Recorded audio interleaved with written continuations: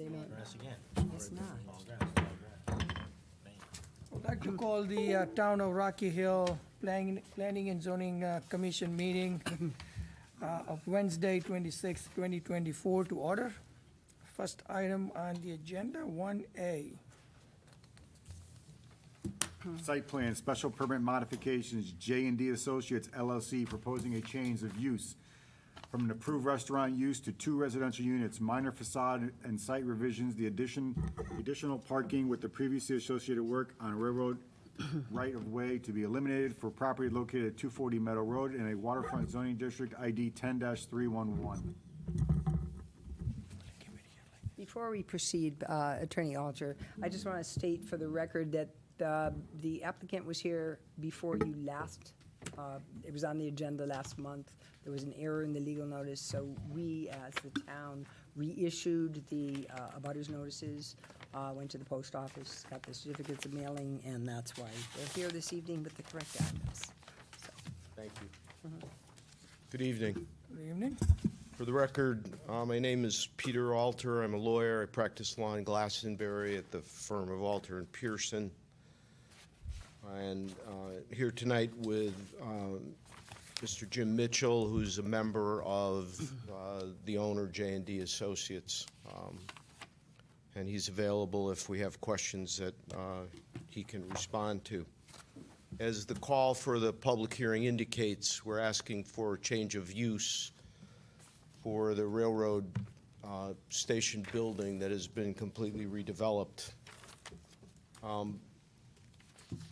On October 18th, 2017, the Rocky Hill Planning and Zoning Commission approved a plan to redevelop the historic Rocky Hill Railroad Station into a restaurant as a full-service restaurant with liquor service and outdoor dining in the waterfront zoning district. As those of you who have had a chance to go down to Meadow Road have noticed, the entire redevelopment process for the exterior of the building has been completed. Mr. Mitchell, who supervised the work on the site, I think did an outstanding job in bringing back that station to an appearance in the community that anybody can be proud of, certainly consistent with the approval that this commission granted in 2017. Parties have invested a substantial amount in the renovation and reconstruction in anticipation of establishing a small first-class restaurant on that site.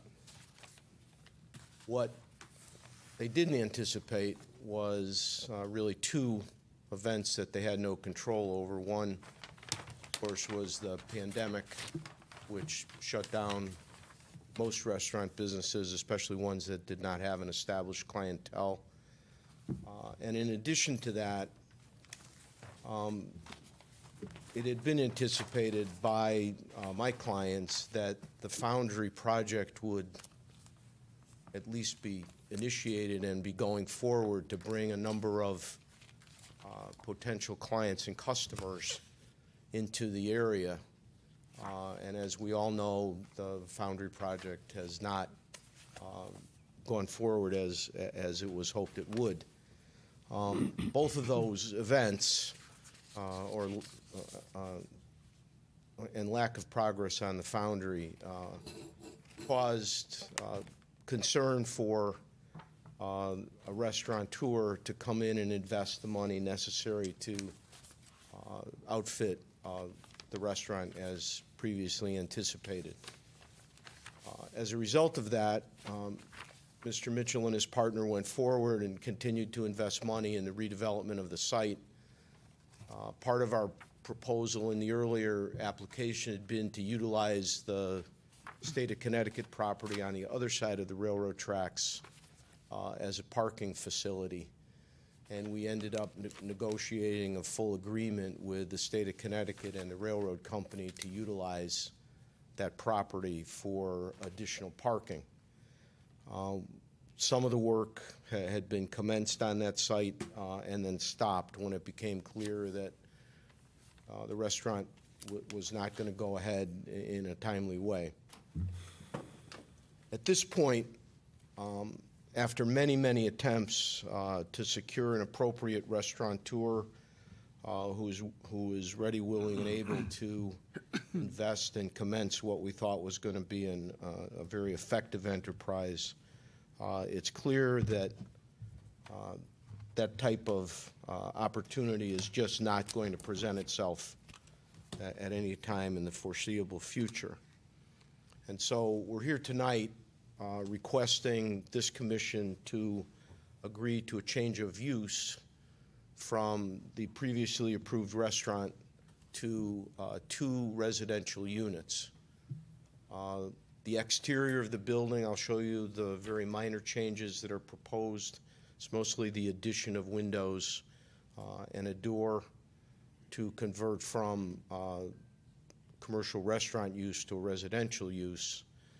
But for all other purposes, the outside of the building will remain exactly as you see it today, which we think is really outstanding in terms of its presentation to the community.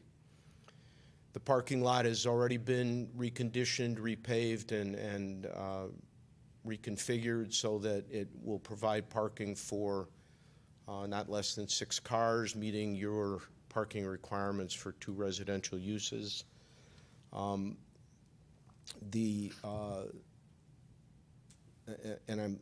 I know, Mr. Chairman, that part of the custom in the presentation of a special permit site plan approval is to review Section 9D23B. I provided that in a written text, but I'm perfectly happy to put it into the record if that would be your preference. Yes, please. Yeah. Okay. Section 9D23B of your regulations asks that the applicant provide detailed statements as to how the special permit criteria in Section 9D is addressed by this application. First is a suitable location for use. We contend that the proposal to create 2 upscale dwelling units within the redeveloped railroad station building that is located on 0.39 hundredths of an acre represents use that is permitted in the waterfront district and which makes an appropriate use of the property consistent with and in harmony with the other residential uses in the immediate area.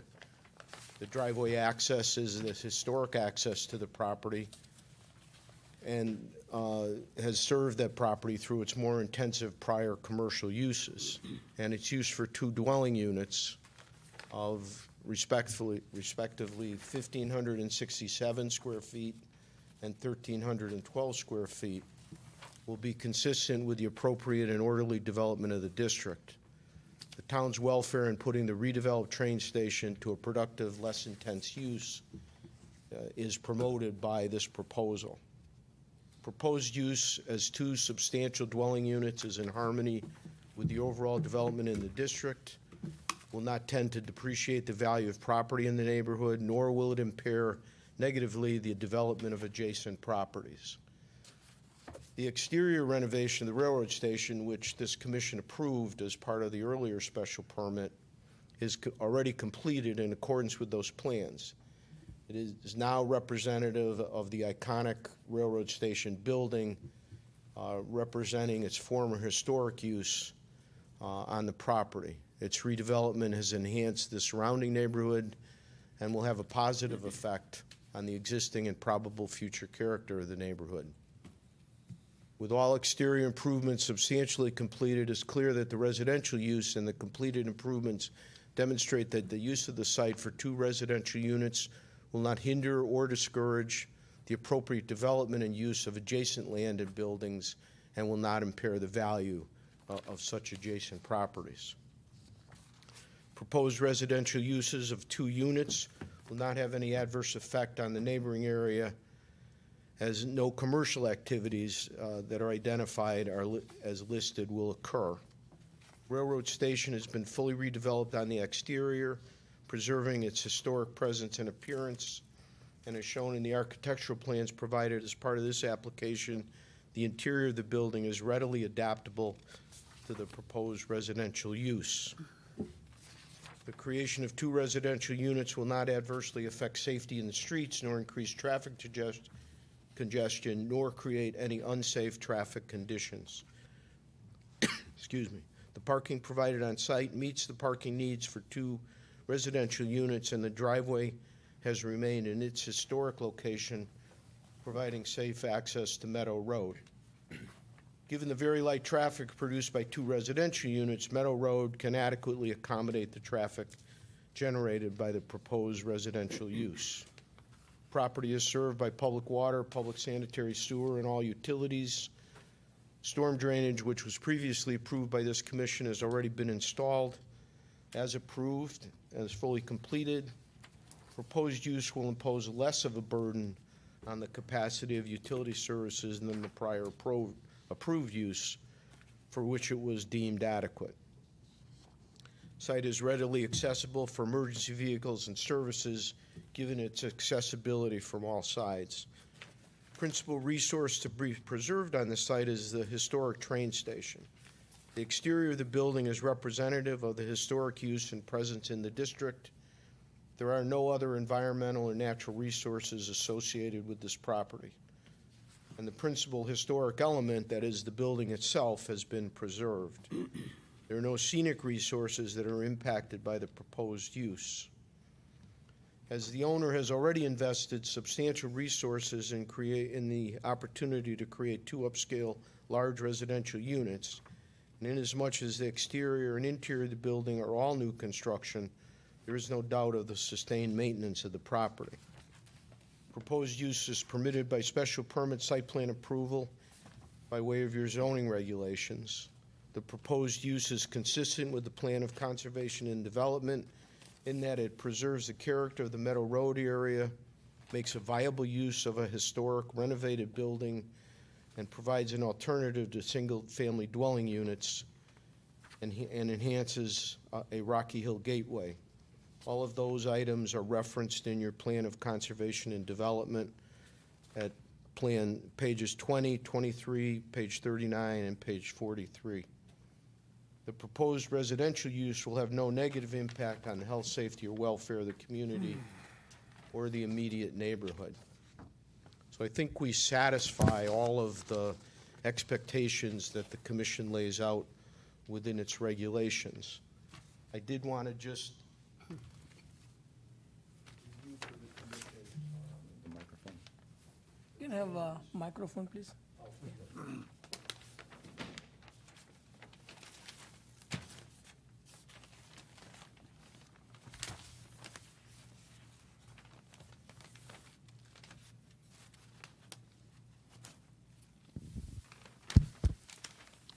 The site plan that you approved in our earlier application has not changed. The only change is we are not going to develop the parking area across the railroad tracks from the site. The building has been constructed as you approved it, and the parking lot has been constructed as you approved it as well, along with storm drainage. So there's really no changes from the approved plan that you saw in 2017. Our architect has made some changes to the elevations, and frankly, without really studying the changes, it may be difficult for you to perceive a significant difference. No changes to the south elevation. That's the elevation that faces out the Meadow Road Railroad track crossing. So that elevation has not changed at all. The west elevation, this would be the side that faces the railroad track. And it would be most visible when you're coming down Meadow Road towards the ferry landing. Changes here are really twofold. One is that the roadway's been enhanced with some additional fenestration, and a set of windows that was placed here to serve the kitchen. The restaurant has been taken out in order to provide a wall for the room that will be in the residential dwelling without a window on that side. The largest number of changes take place on the east side of the building, the side that faces the river. We had to provide a new handicap entry to the unit to the north. And so there's an additional ramp development here and a doorway. And we've added additional windows along the east side here and here. These are 2 bedrooms on the plan, and the architect felt that those bedrooms should have more light. In the restaurant design, this was a hard wall that was going to have all the equipment on it, so couldn't have a window or any windows. And that's why it was blank before. And then in the original approval, the door off the deck that was going to access the restaurant was located in this area, and we needed to have a new access door to the other unit. So we've added the same kind of double door with windows above here in order to access the northerly unit of the 2 units to be proposed. As you can see, the units are pretty substantial. One is a little more than 1,500 feet, the other a little more than 1,300 feet. These are not small units like you somehow have been exposed to lately in more traditional apartment complexes where you get 1 bedroom, 700 or 800 square foot units. These are 2 bedroom or 3 bedroom units, at least 2 bathrooms, full kitchen. They will share, the 2 units will share the use of this deck. They both have doorway entrances onto it. And that's the principal access from the parking lot. Otherwise, when you approved in 2017, and what you see when you go by this building now is what will remain. I don't think anybody will even perceive the fact that there's been some changes to the windows to accommodate a residential use as opposed to a commercial use.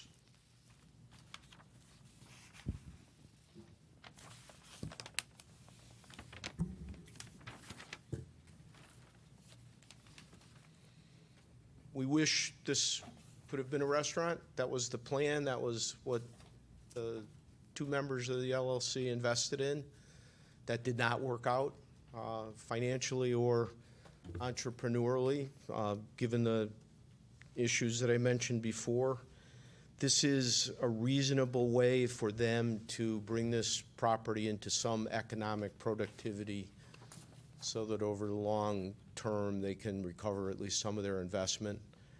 It is not to say that 20 years from now somebody couldn't come back to you and ask to convert this back into some commercial use, depending on whether the zone remains in place or not. But the commitment that Mr. Mitchell and his partner have made now is to seek approval to convert this to the 2 residential units that we've presented. Happy to answer any questions that commissioners may have or may come up. All right, thank you. Thank you. I will let anyone in the public who would like to address to the commission on this particular proposal. Again, opportunity for anyone in the public to address to the commission on this 2-unit residential proposal, the zone change proposal. Seeing none, I'll open it up to our commissioners. Commissioner Zarelli? I really have no questions. Commissioner Obligo? Has there been any consideration to mixed use, instead of having 2 apartments, have 1 apartment? If we, I think the answer is there has been that consideration, but we would not be able to accommodate a commercial use and a residential use with the current parking lot, which means that we would have to reinvigorate our agreement with the state of Connecticut and the railroad company and go across the railroad tracks to construct some parking. And frankly, that's just not really economically feasible. This way, we're contained within our own property and we don't have to deal with the state of Connecticut or the railroad company. That's all I got. Thank you. Commissioner Hussey? Yeah, just a couple questions. So Attorney Alter, is this, I know it's two segregated units. I know they have a vestibule that kind of can access. You have a dividing wall, and obviously it'll, you know, there'll be fire separation, which I'm sure the building department will get into. But can you just kind of give us a synopsis of that dividing wall between the two units? What the architects have done is taken the more active living areas of each unit and put them beside each other with this as the dividing wall. So that this would be a fire-rated wall and meet all building codes, obviously. And so the bedrooms, the areas where you might want more privacy and more quiet are pushed out to the outsides of the unit so that the greatest separation is between bedrooms and bedrooms. And the thinking of the architect was that if someone is active and has guests or whatever, the other party doesn't suffer from that kind of interference or interaction by being immediately here. If you put bedroom to bedroom, that would, or bedroom to living area, that would not be appropriate. So the architects have set it up in this manner. The building was already constructed to a commercial code, which exceeds a residential code. And so the interior, the one interior demising wall will certainly be built to that standard to satisfy that. How about any zoning criteria as you go from a commercial to residential? Any issues with zoning criteria, setbacks, or anything else? No, because the building exists and has existed a long, long time, and it did not, when we developed it to be a restaurant, we didn't change the setbacks from what they existed. They are non-conforming, but so is the lot. And none of those non-conformities were increased. We left the footprint exactly the way it was, so there's no zoning violations there. Okay. Thank you. All set. Commissioner Lego? Yeah, just one question. Why no takers on the restaurant? Getting feedback from the, We got some feedback. It was actually very interesting to, I've never done this before, is to talk to people who operate restaurants and what their expectation is in terms of what the landlord will provide and what the restaurateur is expected to invest. And part of it was that it was too small for some restaurateurs. They wanted a bigger, larger facility than we could offer. We had always represented to the commission that there was going to be a small, pretty high-end restaurant, and so that eliminated a lot of potential users. And the other part was that my client didn't want a bar, pub kind of restaurant, so that sort of eliminated a lot of those, and they stuck with those criteria through the selection process. We ended up negotiating with one restaurateur, it seemed like for months, and just could never put together a package that made any economic sense. A lot of people expected the landlord to do 100% of the build-out, which with a restaurant like this is, puts you in the $1 million range, and it isn't big enough to justify that.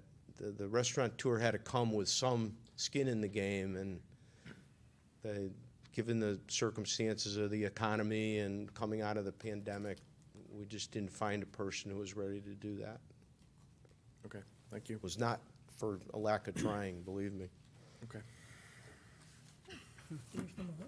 I really don't have anything, but the concerns we had, was that 7 years ago already? It seems longer. Was traffic and interference on the road and everything, and access to the parking lot because you had that stairway in the street. Across the rails. So I think this is a big improvement. Thank you. Mr. Robbins? No questions, and again, I just echo the fact that it is reduced impact compared to the issues that were raised before by the public, so I see an added public benefit here. Commissioner Brescia? Good job. Thank you. I have no further questions. Can I have a motion? Motion to close the public hearing. Can I have a second, please? Second. And all the regular members are seated, so, all in favor of motion? Aye. Opposed, motion passes. Thank you. For your time. 1B, Special permit application, Procopus Asbestos, proposing a restaurant liquor permit with a service bar only in the location of New York Pickle Deli at 397 Cromwell Avenue in a C Commercial Zoning District ID 12-156.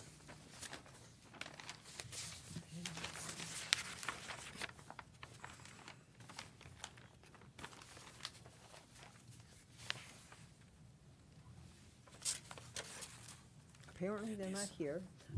The applicant did contact our admin and did say that they were having some issues with notifying the butters in a timely manner, so this will probably be continued to next month.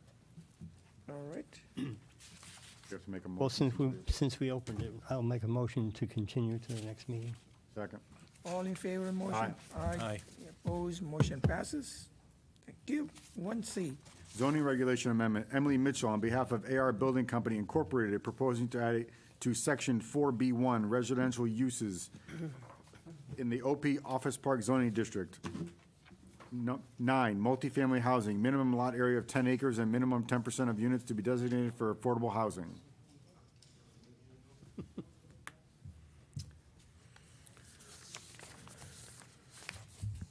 Good evening.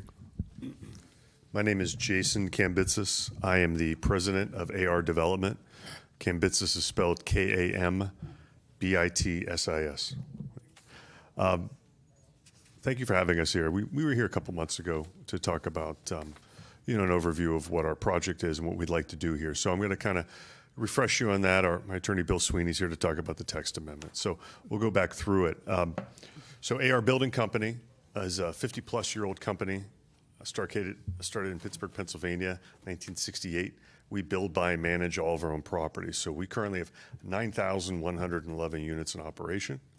And I will say that as of today, we have, I think, 0.8% occupancy across the entire country, which is pretty amazing. Vacancy. It's just been a really great, you're like, oh, wow, these guys are horrible. No, but it's an amazing time for this type of industry. But so anyways, we build, buy, and manage all of our own property. What I mean by that is we actively go out and look for property, whether it's zone multifamily, zone commercial, wherever it may be. We have properties with various backgrounds. We've built in shopping centers, we've built in office parks, we've built in greenfields, we've built in downtown. So we locate property, we buy the property, we build it, so we are the general contractor. We headquarter everything in Pittsburgh, but we do have our people on site. So there is AR building staff there all the time working on the project. And then when it's done, we don't sell anything. We keep it for our own portfolio. So we're a little different in the sense that we build it and then we keep it for ourselves. You can go to the next slide. So just to give you an overview of the property. So if you can see on the screen there on the left is a project we have in North Kingstown, Rhode Island, Reynolds Farm. It's 5 45-unit buildings. It's 225 units. It's within a residential community. There's about 800 houses built around it. It was originally a farm that was turned into single-family residential and apartments. On the right, you see Evergreen Apartments in Monroeville, PA. It's a 93-unit project. It varies from 3 stories to 5 stories. And on the bottom right is a Regency, McKees Rocks. Again, you get a flavor of 3 separate types of buildings. The one on the left is standalone 45-unit buildings, and the other 2 are single buildings. So a little different amongst all 3 of them. You can go to the next slide. So every project has a fitness center, and depending on how it's located, a community space. But we always provide fitness centers for everybody. We find that that's the thing that's most used anywhere. You can build an elaborate clubhouse. Nobody may use it, but everybody uses the gym, and we always provide a pool. So throughout the summer, people want to relax. They have the pool. They go to the gym. That's 95% of all the use you have in any of these apartment spaces. On the bottom, you see, our typical fit and finish of the buildings. So we have quartz countertops, dark or white cabinetry, LVT flooring. We have floor-to-ceiling windows in the units. Every unit has an in-suite washer and dryer. So really, stainless steel appliances. These places are designed as though they're a condo. What I didn't get into on the other slide was, the longevity of our buildings is different as well, in the sense we use brick on everything. We like to have brick on our buildings because we own them. We want to make sure that they look as best as they can 30, 40 years from now. We started doing this about 30 years ago, and the buildings look the same. I mean, the brick does not fade, does not change, does not chip. So we like to have that.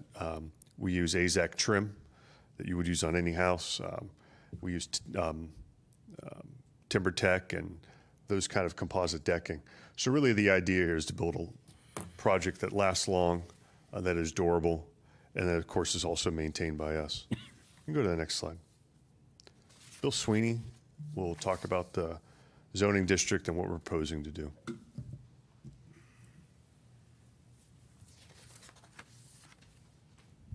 Good evening. My name is Bill Sweeney. I'm a land use attorney and a partner at the law firm of Tobin Carberry down in New London. I appreciate the opportunity to be here before you tonight.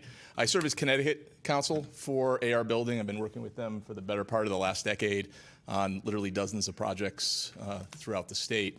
I come from a little bit different background. I was a planner before I was a lawyer, and so I used to sit on your side of the table quite a few years ago.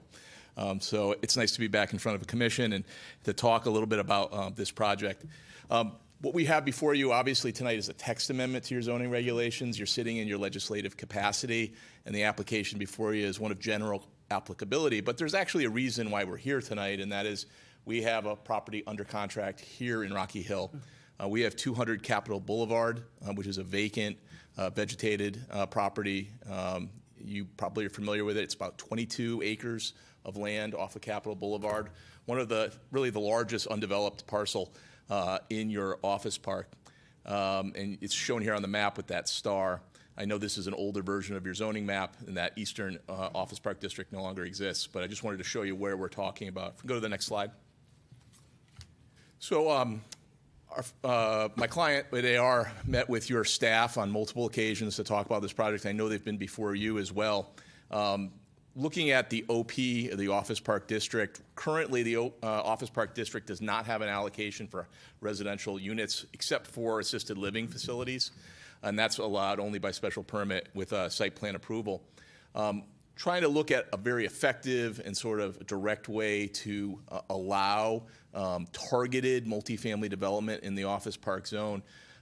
We're proposing a change to Section 4B1 of your zoning regulations, which is your residential use table for commercial and industrial property districts. And really what we're looking to do is put a new use line, and what we're suggesting is multifamily housing with two caveats that would be allowed only in the OP district by, again, special permit and site plan approval. And really talking with your staff, we wanted to address two issues. One is Rocky Hill has a need for affordable housing. I think a lot of the towns here in the state of Connecticut for new multifamily starts are looking to mandate some portion of those starts as affordable.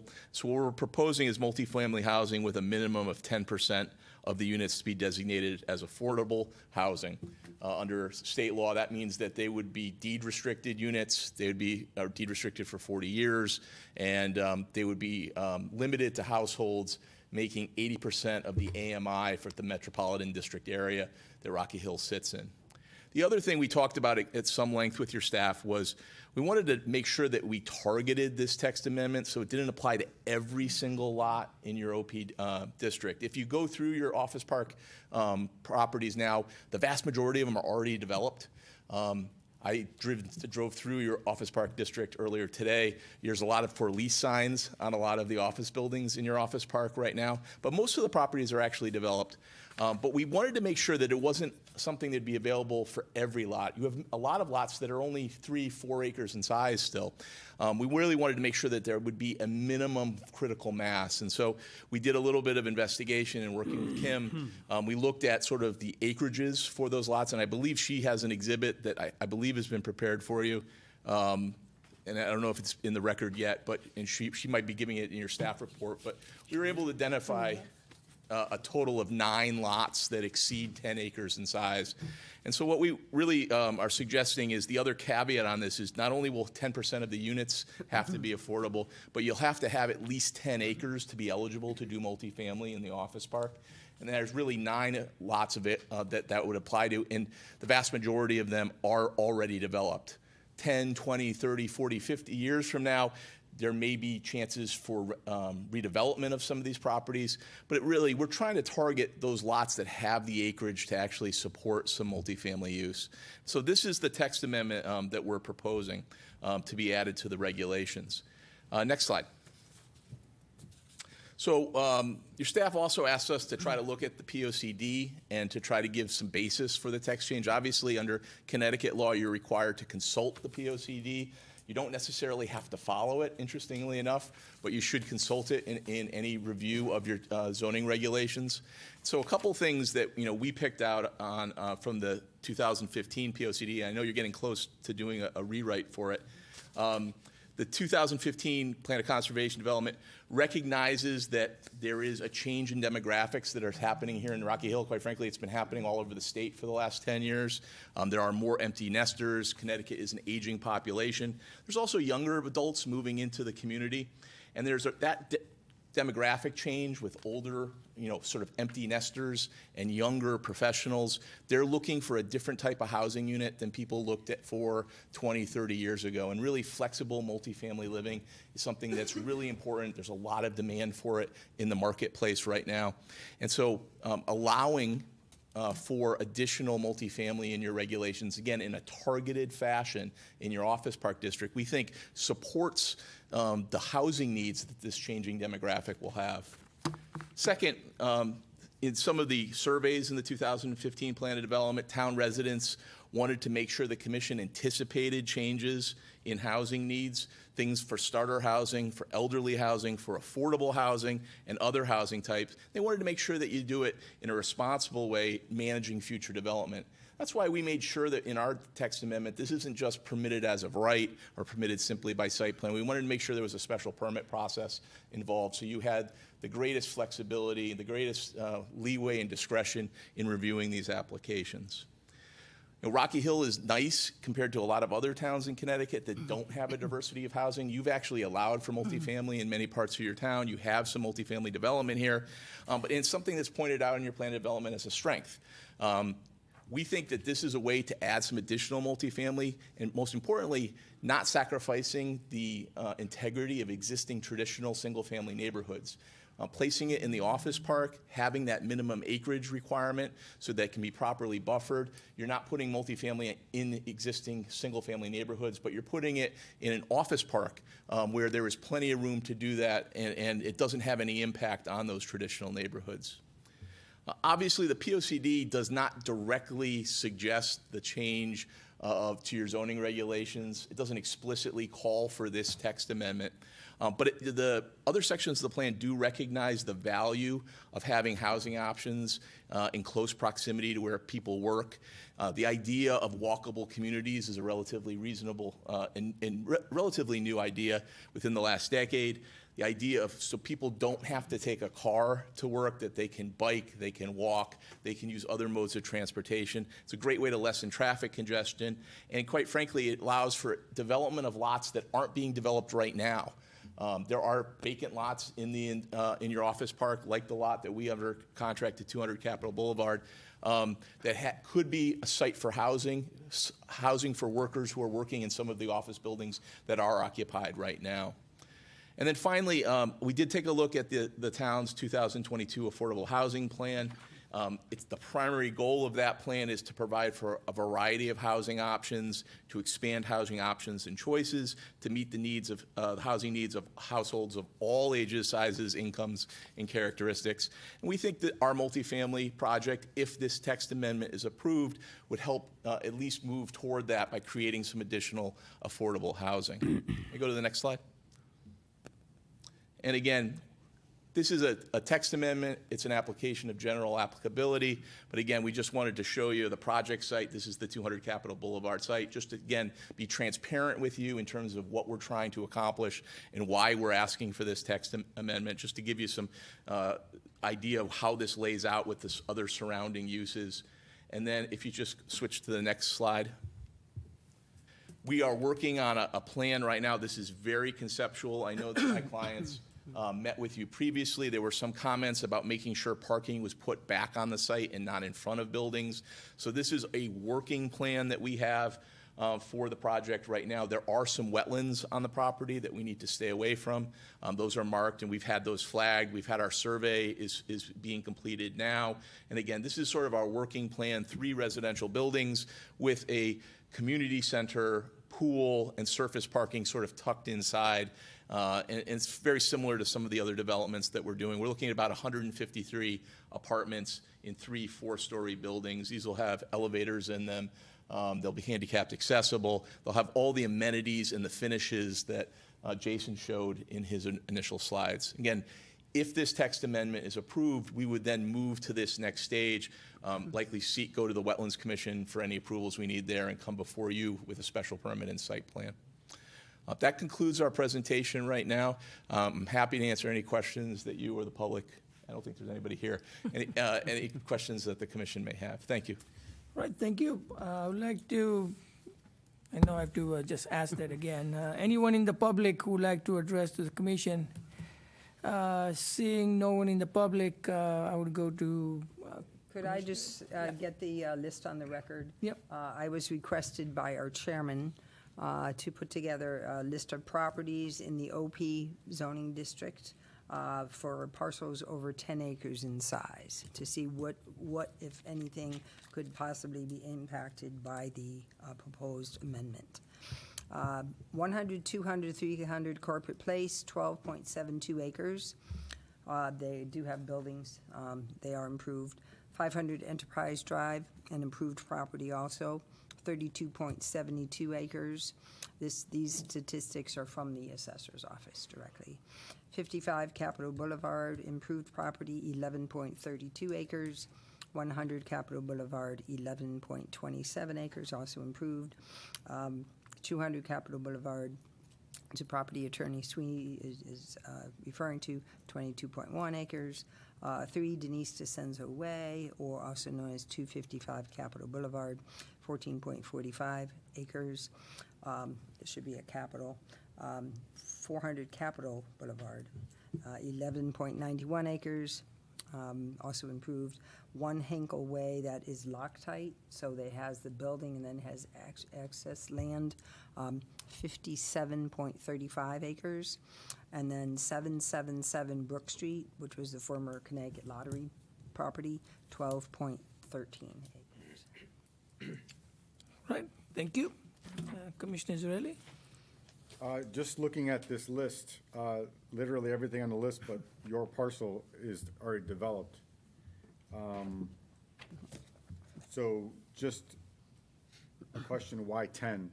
Yeah, Why 10 acres versus 20 acres? great question. So, in fact, my first draft that went to your staff was 20 acres. And if you do the same analysis, you come up with 1, 2, 3 lots. And so the suggestion was that's very narrow, and that it's really just 1 lot that's vacant and 2 that are developed. We took a look at it, and yes, you could absolutely drop that to a lower number and make more properties potentially eligible. But the thought was at 10 acres, because you guys don't typically do density calculations for multifamily, we wanted to make sure there was enough land for amenity space, enough land for parking fields. We thought that 10 acres was a good number. It's a number that we sort of look at for to get that critical mass to do a high-quality project. And so Is it arbitrary? To an extent, yes. I would also point out that there are other lots that are smaller that could be assembled to meet 10 acres. So you could have lots, including the lots on this list, could be assembled with an adjacent lot that may not meet the 10 acres to create a larger development pad. So again, somewhat arbitrary, but what we tried to do was make it so that it was not every lot in the district, but there was enough that there was opportunities for either development or redevelopment in the future. Thank you. Nothing else? Commissioner? In reference to what your definition, should it then state 10 acres of usable land? Because in this reference here of 22 acres, how much of it is actually a pad site?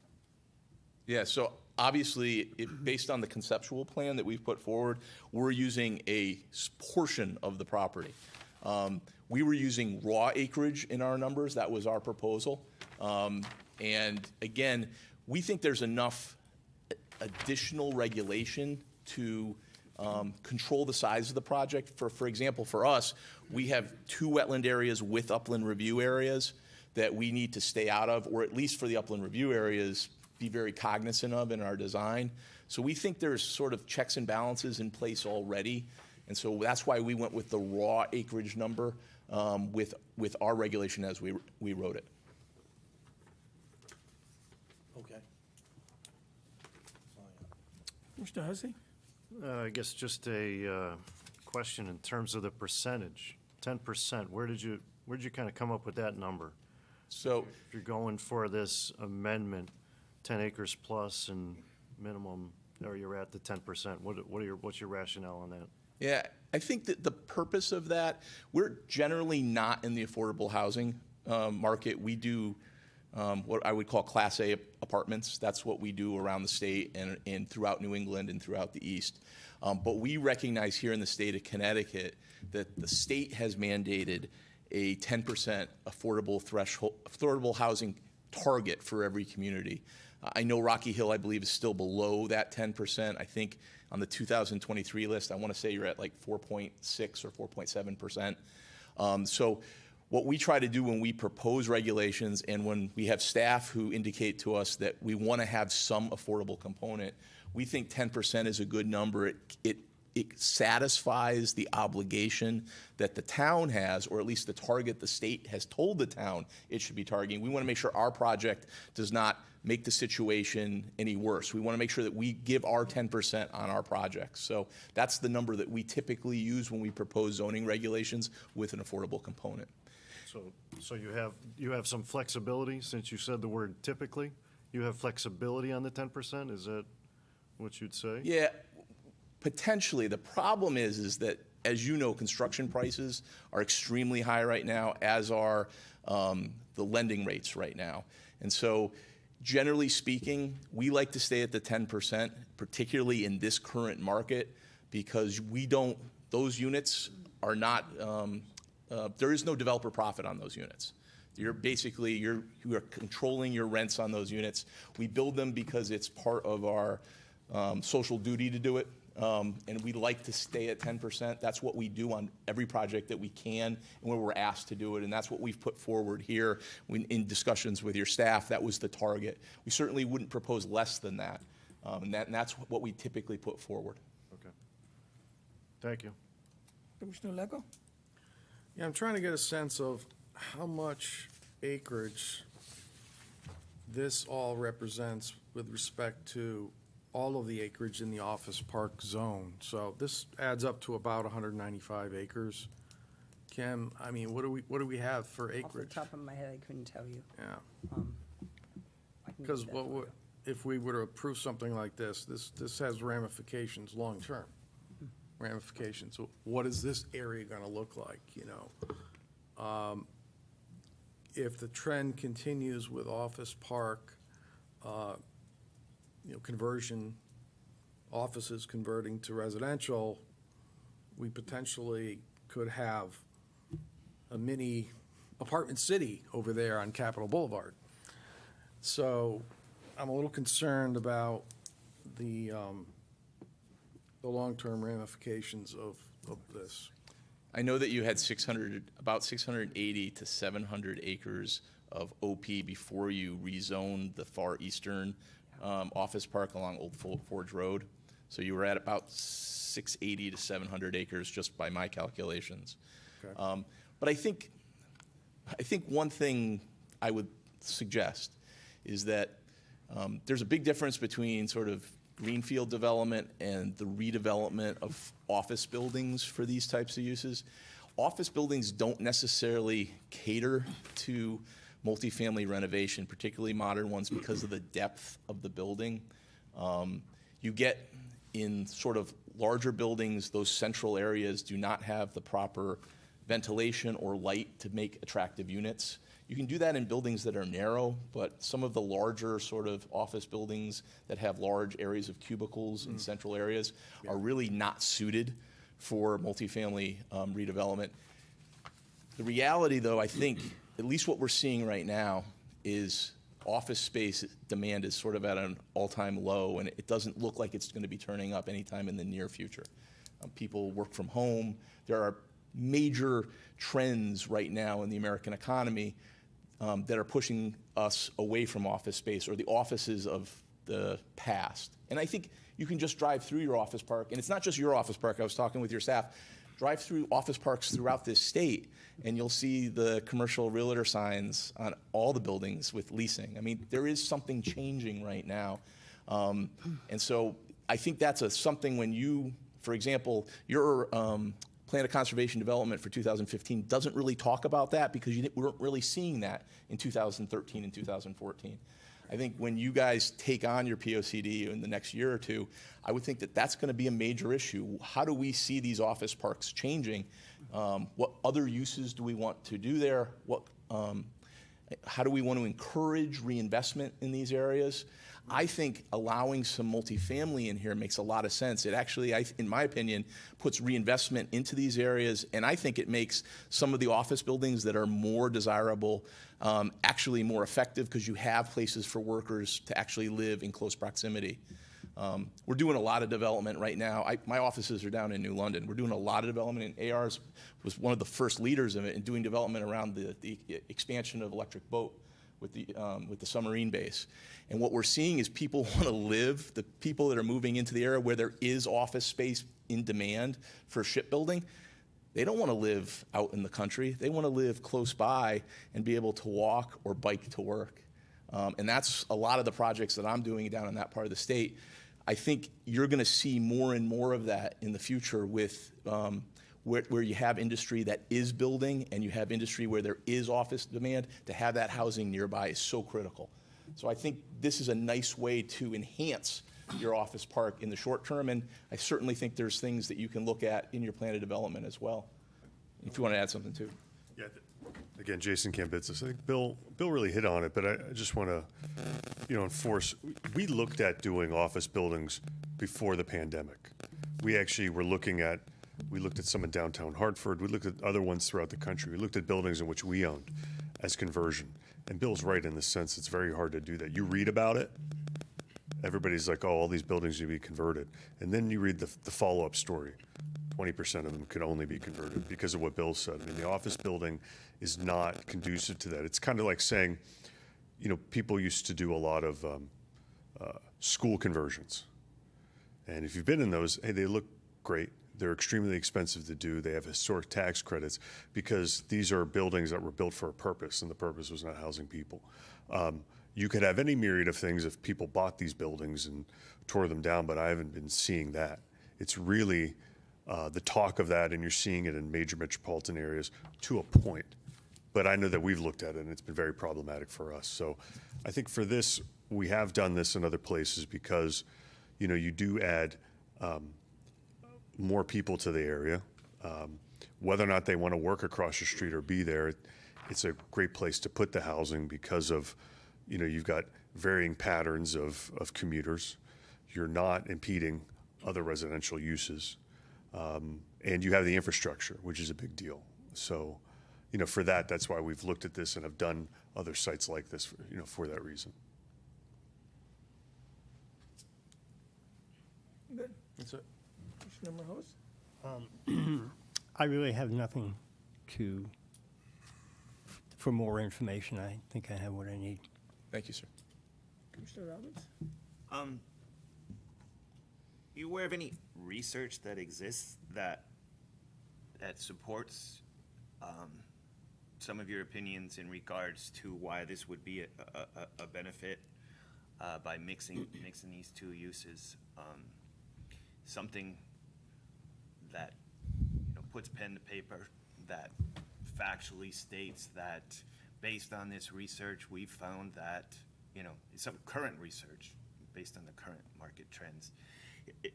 Because we're wrestling with individual experience who is representing the client, but we don't have a neutral opinion as to, and that's why I'm asking for something that's more fact-based, that's already been written, that shows that under the current marketing trends that exist, what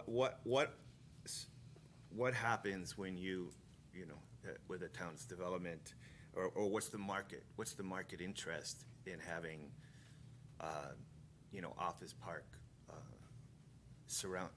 mixed in with residential?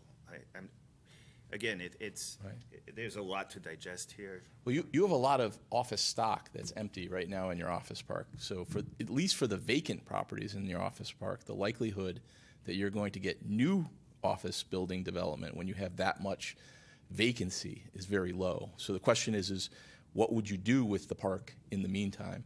But I think, you know, I don't have a study to give you, but I think it's pretty well established that the idea of walkable communities and not having to drive from the suburbs into the office park, that is an old and outdated model. I mean, we're looking throughout the country, we're seeing situations where we're mixing uses, mixing work, play, and living all together in the same neighborhood. And 50 or now 70 years of zoning basically undid the traditional neighborhood setup that actually worked. And when we moved those different uses to different sectors of the community, segregated them, we lost a lot of what makes communities good places to live and are convenient and don't have horrible traffic. And it just creates a car-driven community. So I don't think that that's an unusual or groundbreaking concept. I think that's pretty much established now in planning, that we actually want to bring those uses back into the same area and to share them. Now, if there was a tremendous demand for office and there were people lining up to build new office buildings and you didn't have the room in town, if you didn't have places for them to do that, I think that could be a concern. But I don't see that in the current market, and I certainly don't see that in the market going forward. You'll note as well, this isn't a carte blanche allowance for multifamily either. We're trying to target, as I said before, our initial proposal was a 20-acre minimum. So it would really only be the largest parcels would be available, and all the other parcels you couldn't do housing on. If you want to increase the acreage to 20, or if you want to, as someone suggested, maybe decrease it to make more parcels eligible, that's fine. You have the ability to approve, deny, or modify our proposed text amendment. You have that right. But I think what we tried to do is find a happy medium where it would allow our project, obviously, to proceed, but it would also provide another use in that area that, you know, for some of these sites that are maybe buildings that have deteriorated, buildings that have maybe past their useful life, maybe buildings 5-10 years from now that have remained vacant, that there might be an opportunity for a redevelopment there and provide some much needed housing to the community. Yeah, it's just complicated. I mean, under this concept here, I see, you know, close to, let's just say, even in the corporate part, we're looking at about 100 acres that could potentially be opened, and we could have a flip. And as a matter of fact, you know, with the pandemic and everything that's going on, there's less and fewer people going to the office. There's more people telecommuting and doing stuff like that. For us here as commissioners, we have to decide what's our next best step. It's all hard to do in one meeting, in light of all the things that have to be considered. But on the other hand, we also have to consider the fact that, you know, if we did 10 acres, there's potentially 100 acres or six or seven major parcels over in that area, that if Office Park went kaboom, then we've opened that whole area up to multifamily housing, and then we have to decide, is that's what's best for the community? And if it comes in with 10% affordable housing, we just added 90% more units, and we keep going 10, 10, 10, 10. Doesn't matter. It's almost like we gotta go higher to 10 to get over 10. But it's just, I'm just saying, there's just a lot to consider with this whole proposal. I think the issues that you're wrestling with are issues that communities around the state are wrestling with. I don't think they're unusual by any means. I think the nature of our application is this: it's targeted and focused, and I think it's a reasonable ask to allow a project on a vacant piece of property that hasn't moved. Let's be honest, it hasn't moved for years, to actually have productive development that will, add to the grand list and create housing opportunities, not just affordable, but housing opportunities for the market. One of the reasons housing is so unaffordable is just an issue of supply. We just don't have enough units here in the state of Connecticut, and that's why housing prices are so high. So we think we've tried to be responsible in the ask that we've made. But again, I would remind the commission that you sit in your legislative capacity, you have broad and not unfettered, but close to unfettered discretion in reviewing these applications, and you can tweak them as you see fit. We think we've tried to find the right balance working with your staff, but we do appreciate the concerns that you're raising. I don't have any other questions that would really be addressed tonight. Mr. Brescia? It's- Is this the 4 stories, or is it 3 and 4 story? It's 4 stories. There are 3 4-story. Oh, I was That's just trying to. not part of our It looks- discussion it today. looks big, yeah, So, no. because that can change. Okay, That's absolutely correct. It can change. nope, I don't have anything. Thank you. Yeah, so I think I have similar concerns in terms of we are in a dilemma, and I think every town in Connecticut is in the same boat. We are trying to meet 10%, but when, for example, 200 unit comes, 10% is like 20, but, and we were at 4.5. With that example, we will go, 4.3. So it's a lose-lose battle for the state, at least for the town, where we are trying to accommodate housing. However, we are falling behind on the affordable housing, and that issue stays with the town forever, and as you are familiar with, there's 30G and stuff, and so we will never catch up. So I think that's a dilemma we are facing, and the other dilemma is also, granted, this is new trend right now. After 2019, especially because of people working from home and this and that, and employees going once a week, to work and stuff, and it has impact on office space. I see it every day. I go to Hartford and I see what's out there and what the impacts are. Again, as I said, this is a new trend. Will this continue for next 2 years, 5 years, 10 years, 30, 40 years? Who knows? Again, we never knew pre-COVID this will happen, right? So I think what's happening is the towns are being asked too much in 2, 3, 4, 5 years of the pandemic to convert things, to convert their spaces and make towns all residential, right?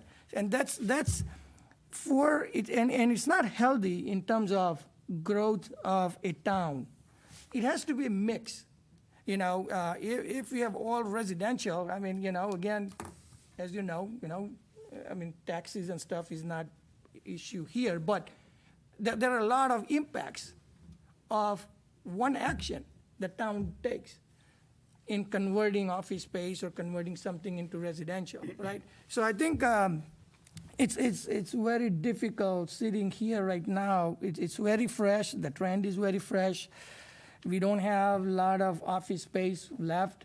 And one question I wanted to ask staff is, we have office space at Corporate Place, West Street area, and I don't know the acreage there and whether it's all occupied or, there, That's this one. that's up there, 100. 100, okay, That's on That's the first that's one? on the east side of the road. yeah, That's on the east side Opposite of the the road. hotel. right, That's not fully occupied either. This yeah. I mean- type of discussion is basically appropriate during the discussion when there's a motion to approve or not approve. That's not a public hearing issue. No, I think, so what I'm doing is I'm at, It's I an think. information Yeah. session, it's not a debate session. Right. So again, I think the other concern was, again, I'm laying down, what I'm going to say next, and that is the affordable housing units. There is one development that has gone there, and that is like 30%. And I think I had raised that issue last time when the presentation was done. We'll be looking at, 10, 15, 20, 30%. So that we can balance what town is going through. We are going in a reverse direction as far as 10% is concerned in meeting affordable housing per state statute. So that's something to. Yeah, and I'll let my client speak as well. But if you mandate 10%, you don't lose position. You hold position with new development because the target is 10% of your housing. So that doesn't address the deficit you have right now. You're at 4.5, 4.6%. You certainly have to create affordable housing elsewhere as well. But you're not losing ground. If you didn't have any affordable component, absolutely, you would lose ground. I agree with you that the change in office is a relatively recent trend from the pandemic, but what's not a recent trend is the aging of Connecticut and New England. And if you look at your 2015 plan of development, it identified it even there, that the need for different types of housing, particularly multifamily, is only going to grow. And those demographic trends, they don't change over a couple of years. Those things take generations to change. And you can look at the demographic models and see the cohorts moving up here. That's where this state's turning to. And you need more housing. I agree with you 100%. You need to plan also for your commercial, your retail, your industrial base. And that's why I think this application I would submit to you, we are not asking to change the world. We're asking for a modest change. As I said before, our initial proposal was to have a 20-acre minimum, which we thought was reasonable. We modified that in discussions with your staff to enlarge the area of eligibility. If you would think if 20 acres is more appropriate to limit it, we're fine with that. And you have the power to modify it. That would make the regulation more restrictive. I don't know if you want to talk anything more about affordability or our feelings on affordability. I think Bill really hit it on the affordability. I know that there is a conversation about a trend, and this is not a trend for us in the sense that we have looked at for the last decade commercial properties that are not utilized. And the reason they're not utilized is because there's market saturation, there's no more need for that, whatever it may be. Most of our properties we have are commercial rezone properties, however you want to rezone them, whether it's amendments or whatever it may be. And the reason that is because people reach a point where I have no use for this under its existing zoning.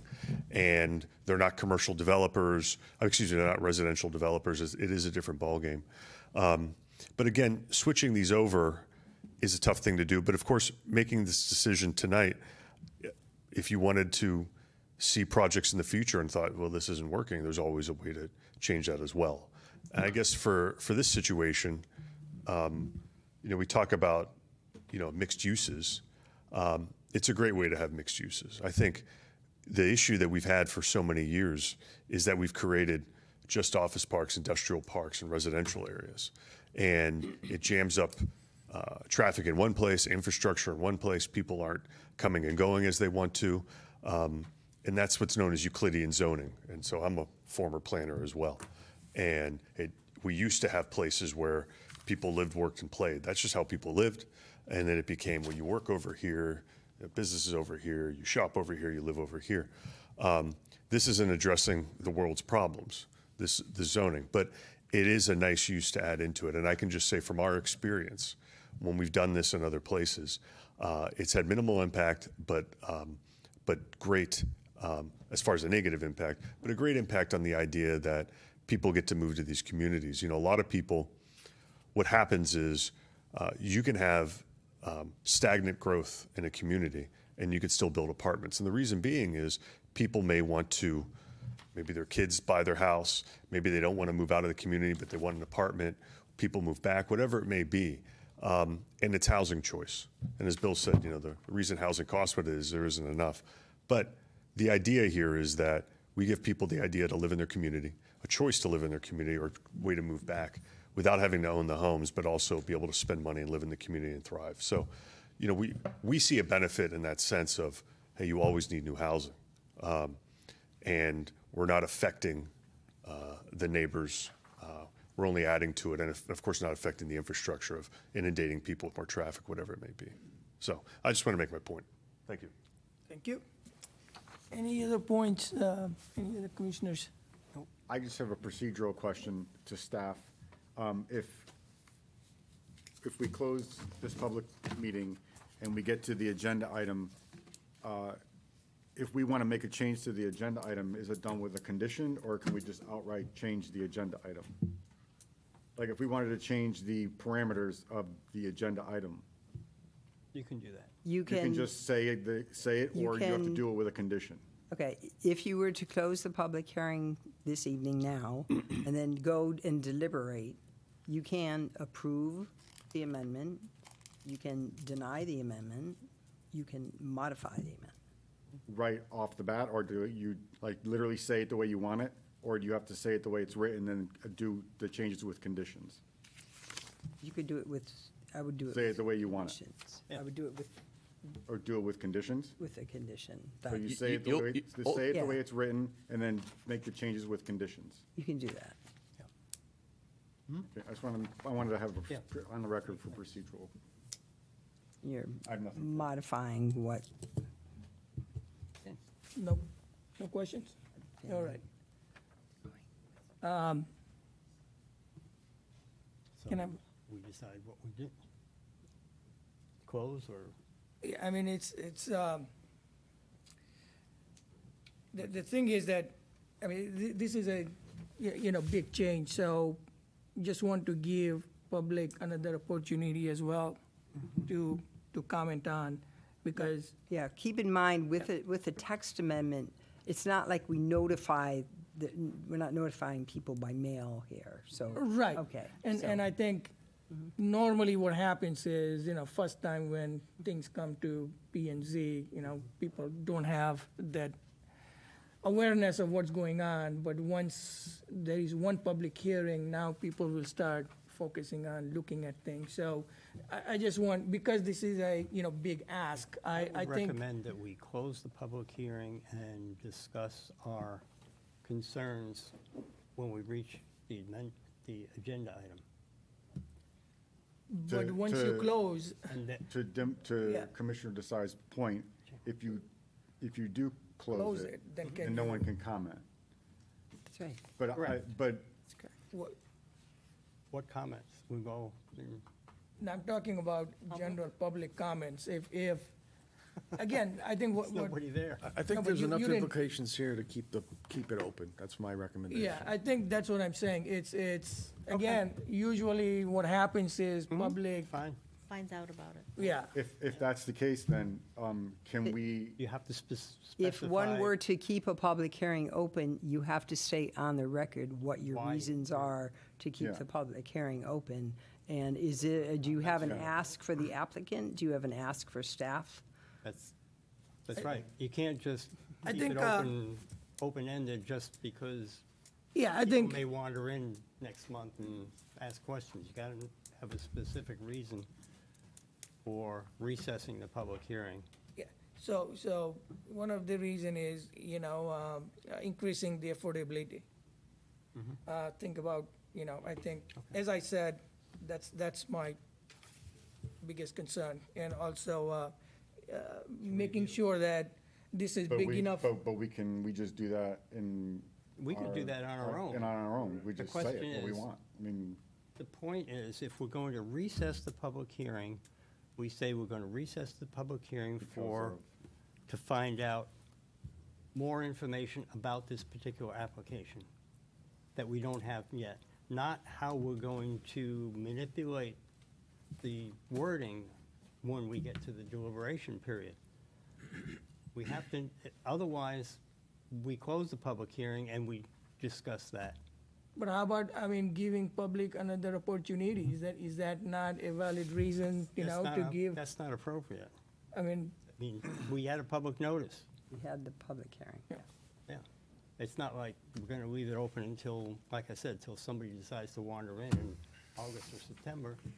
We had a public notice that the hearing will be tonight at such and such time. And if people were interested, I'm not saying they weren't interested, but if people were concerned, they would be here tonight.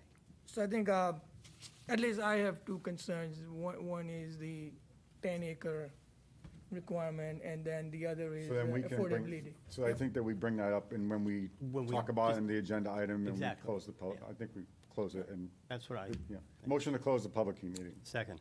All in favor? Aye. Aye. Any opposed? Motion passes. Okay.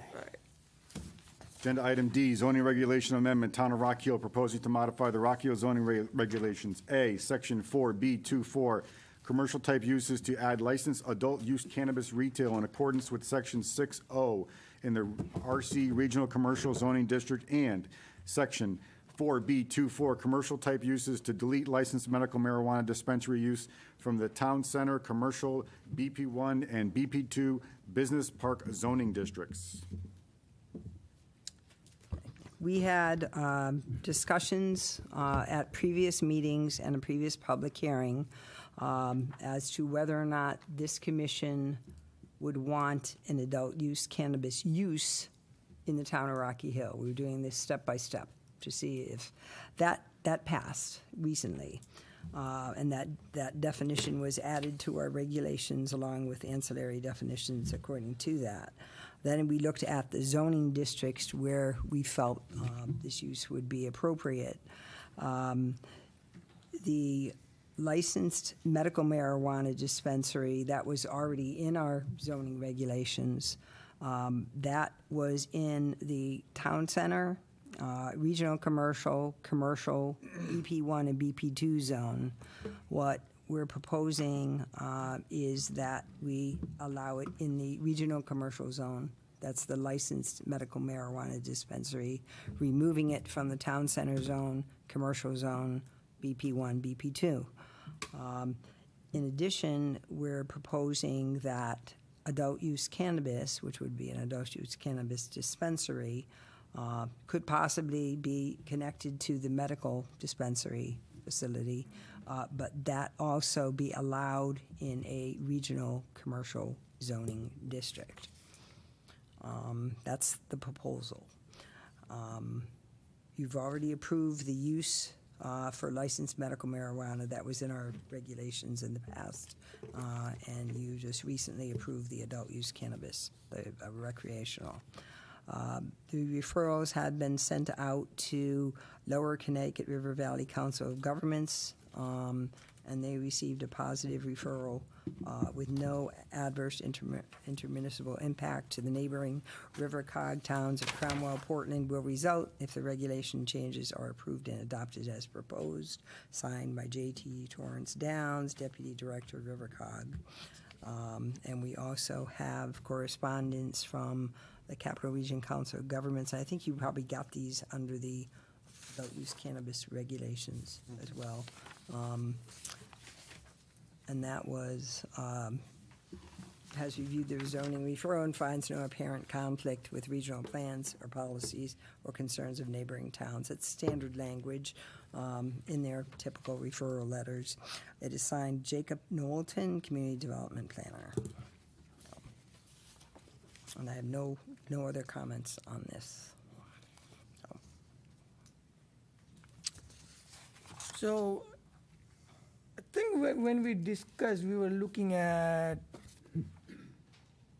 I know we looked at like, remember we had one map where we were trying to identify the area of where we are planning exactly, right? So that it's not all over the place. That's So I why, that's know- why we eliminated those zones. Yep. That's why we, yeah, that's why we were eliminating those zones. Now I lost my page. Because we said RC, right? That's the regional commercial. Yep. Yeah, Yeah, before it was allowed, I'm trying to find my regulation here. right. It's just up in that, All this, and we just said, okay. just up there. Yeah, before it was in the town center where we are Yeah, now, what is, the commercial, yep, which is basically Silestein and Cromwell Avenue, BP1 and BP2. BP1 is down by Dividend Road, Yep. kind of off the beaten path, and BP2 is the phase 2 of our industrial park or the Inwood Road Okay. area. So we eliminated quite a bit.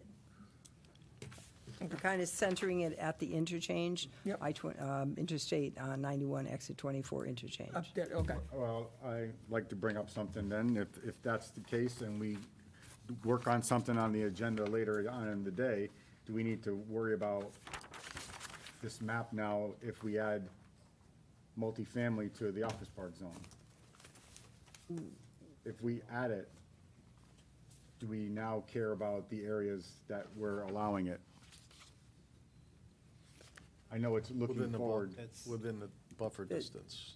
No, because the RC. The RC is by interchange 24. It's nowhere near Because of the here. distance, when we looked at the distance? Yeah, we're looking at, Not interchange 23. Yeah. Yeah. Exit 24 off Interstate 91 is primarily, and this is very general. I get it. I'm Yeah. good. near Okay. Weathersfield. I know what you were, I know where you were going. I can, Okay, Okay. very tired today. okay. Yeah, I can tell. It's okay. Okay. I've had a long day. So Any- basically, this is basically what we discussed Yeah. at the Yep. last meeting, and Yeah. we're going on. And now it's It's just a okay. question of whether we have a public hearing so the public could be aware of what we're offering.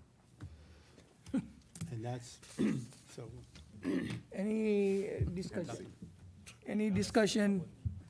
Public? you should ask, just, Oh, yeah, let me see, hold on, let me see. Yeah, this is public hearing, sorry. Yeah, anyone in the public who'd like to address to the commission on the zone change, to modify, zone change, related to medical marijuana? Anyone in the public? I don't see anyone. I'll open up to commissioners, any comments? No comment. You do have the minutes from the last meeting here where we actually discussed it, so it's kind of proof of what you guys wanted to do. Okay. So having none, can I have a motion, please? you wanted, All right. Does anybody have any comment? No, nobody has. Just a word match. Okay. We say licensed adult use cannabis retail. Should we say the same thing on the table? Because all we say is adult use cannabis. We could certainly do that. Just a word match. we could do that in 20 minutes. Yep, license, yep. Motion to close the public hearing. Second, All in favor? Aye. Aye. Any opposed? Motion passes. good job, Vic. All right, item two, call the meeting to order. Public comment? Item three, public comment. Anyone in the public who'd like to address the commission on items not on the agenda? Seeing none, item Motion to four. adopt a consent agenda. Can I have a second? Second, Actually, I wasn't here on the 15th, so Yep. I'm going to abstain. Abstain. All in favor? aye. Aye. One abstention. Motion passes. Agenda item 5A. Site plan special permit modification, J&D Associates LLC, proposing a change of use from an approved restaurant use to 2 residential units, minor facade and site revisions. The additional parking with the previous associated work on railroad right-of-way to be eliminated for property located at 240 Meadow Road in a waterfront zoning district ID 10-311. Motion to approve such read agenda item. I'll second that. Any discussion? think it's a great use of the property, and looking forward to where it goes. This, right. this is when we give our Yep, opinions. yep, that's fine. during That's- hearings. Yep, okay, all in favor of the motion? Aye.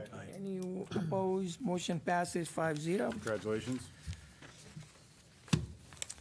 Item B, We're going. we with tabled B is it. tabled.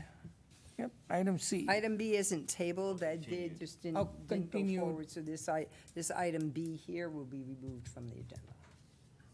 Okay. Item C. Zoning regulation amendment, Emily Mitchell on behalf, I'm just gonna, motion to approve zoning regulation amendment, Emily Mitchell on behalf of AR Building Company Incorporated, proposing to add section 4B1 residential uses in Office Park zoning district. Number 9, multifamily housing, minimum lot area of 10 acres and minimum 10% of units to be designated for affordable housing, with the following condition, that it is minimum lot area of 20 acres and not 10 acres as so read. Did you have a comment? I just wanted to make mention that, that the 20 acre would certainly be an option. That's all. Okay. I'll second that. I threw out 20 acres. If you look at the list, what we have, and some of the comments that were said during the public meeting,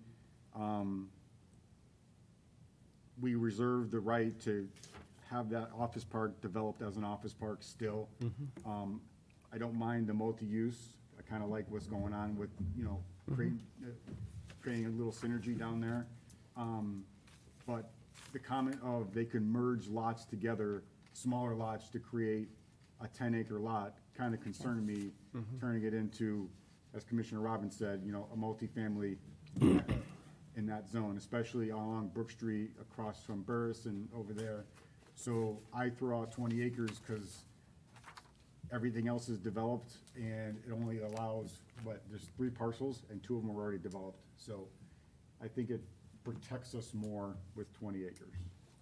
I agree. I do leave it open for the discussion for a condition, because we're worried about the affordable housing component, so I throw it out to other commissioners about what we want to do with that. I would like to amend the, No, I'm the seconder. okay. So I make my comment. Got to learn this stuff. I agree. I was going to make a friendly amendment to increase it to 20 acres, and also, this might cover what you're going to say, and also increase the percentage to 15% affordable housing. My comments on this is like a snapshot today in 2024. There's been a lot of comments about how, well, we didn't know we were going to be in this position 5 years ago, which is true, but we don't know what position we're going to be in 5 years from now. So then it's going to be in effect for a long, long time, especially if we start building buildings and approving site plans. The comments about us having broad discretion, that's great in theory, but as we know from experience, when we redid the zoning regulations, there were a lot of discussions about, well, we can always use, the commission can use its discretion. But then we get applicants, not directed to you, then we get applicants come in here and say, well, you said you're going to use discretion, so now use it because we're allowed to do this because it's in the regulations. We can't use discretion based on the way it's presented to us. So we have to be careful about, the broad discretion that we have.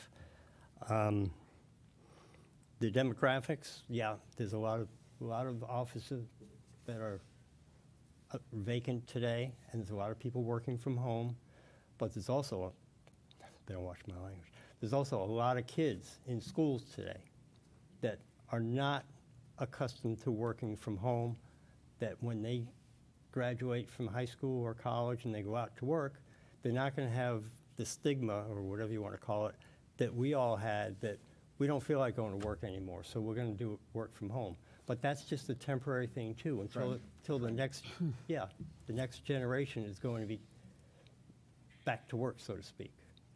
If you think back, World War II had a totally different attitude about what everybody did too, because we're all doing, but then we recovered in the 1950s.